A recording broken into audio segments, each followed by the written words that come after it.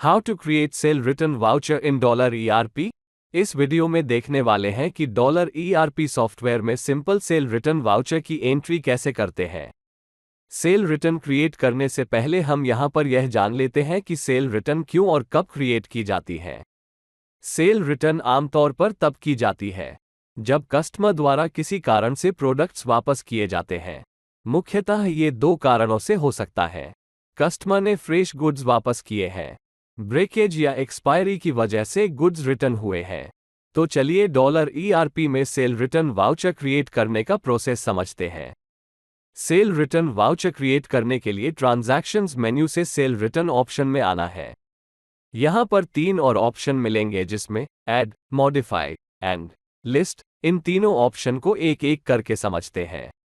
New cell return voucher add करने के लिए ऐड ऑप्शन पर क्लिक करेंगे। क्लिक करने पर cell return voucher window appear होगी। सबसे पहले ट्रांजैक्शंस डेट एंटर करें, जिस दिन आपके पास सामान वापस आया था। वाउचर नंबर के लिए आप इसे ऑटोमेटिक भी सेट कर सकते हैं या इसे मैनुअल पर रख के मैनुअल बिल नंबर डाल सकते हैं। लोकेशन में उस जगह का नाम दर्ज करें जहां गुड्स रखे जाएंगे, जैसे मेन स्टोर।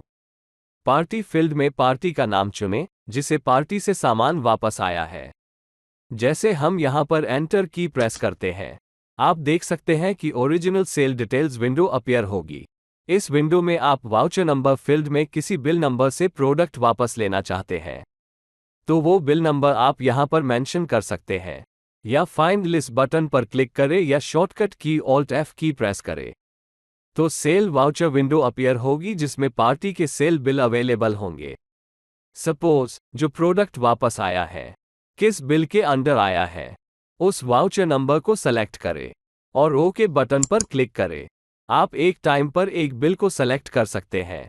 बिल सेलेक्ट होने पर उस बिल की डेट, सेल अमाउंट और सेल टैक्स अमाउंट को शो कर देगा रेफरेंस के लिए। इसके अलावा एक ऑप्शन नीचे दी गई है, पिक ओरिजिनल इनवॉइस डिटेल्स। इस ऑप्शन को यस करने पर आप सेल बिल में जितनी भी डिटेल्स मेंशन की हुई थी उस same to same sale invoice details sale return voucher में उठवा सकते हैं। इसके अलावा एक ऑप्शन और है, pick last sale price from the same party. यदि आप इस ऑप्शन को यस करते हैं, जो प्रोडक्ट अपने लास्ट बार सेम पार्टी को किस रेट पर बेचे थे उस रेट को आप मेंशन करा सकते हैं। सेल टाइप में टैक्स रेट चुनें। अगर आपके द्वारा बेचे गए गुड्स पर टैक्स शामिल है, टैक्स इंक्लूडेड, तो इस ऑप्शन को चुनें। यदि टैक्स अतिरिक्त रूप से चार्ज किया जा रहा है तो आइटम टैक्स के अनुसार सेल टाइप सेलेक्ट करें। इसके बाद जितने प्रोडक्ट्स आप ट्रांजैक्शन में वापस ले रहे हैं उन्हें सेलेक्ट करें। प्रोडक्ट सेलेक्ट होने पर जिस रेट पर ये प्रोडक्ट सेल किया था वो रेट यहां पर ऑटोमेटिकली मेंशन हो जाएगा, क्योंकि हमने पीछे कॉन्फ़िगरेशन कर रखी है last sem party cell rate उठाए। प्रोडक्ट की क्वांटिटी भरें, जितने प्रोडक्ट रिटर्न हुए हैं। प्रोडक्ट ऐड होने पर यहीं पर F2 फंक्शन की प्रेस करनी है तो कर्सर बिल सन्ड्री पर आकर रुकेगा। यहां पर अप्लाई टैक्स बटन पर क्लिक करके इस अमाउंट पर टैक्स अप्लाई कर देंगे। एंट्री को सेव करने के लिए सेव बटन पर क्लिक करें या F2 फंक्शन की दबाएं। Bill bye bill reference window में उस बिल का चयन करें जिस बिल के अंडर रिटर्न हुआ है। वाउचर सेव होने के बाद select invoice voucher to print option available होगा। आप प्रिंट बटन पर क्लिक करके उसका प्रिंट निकाल सकते हैं या प्रीव्यू बटन पर क्लिक करके वाउचर का प्रीव्यू देख सकते हैं। $ERP सॉफ्टवेयर में अगर आपको सेल रिटर्न वाउचर मॉडिफाई करना है तो आप ये स्टेप्स फॉलो कर सकते हैं। ट्रांजैक्शंस मेनू में जाकर सेल रिटर्न ऑप्शन में मॉडिफाई ऑप्शन को सेलेक्ट करें। यहां पर आप वाउचर नंबर को सेल रिटर्न नंबर से सर्च कर सकते हैं। सेल रिटर्न वाउचर नंबर डालने के बाद वाउचर एडिट मोड में ओपन हो जाएगा। आप जिस भी फील्ड को मॉडिफाई करना चाहते हैं उसे सेलेक्ट करें और नई इंफॉर्मेशन एंटर करें।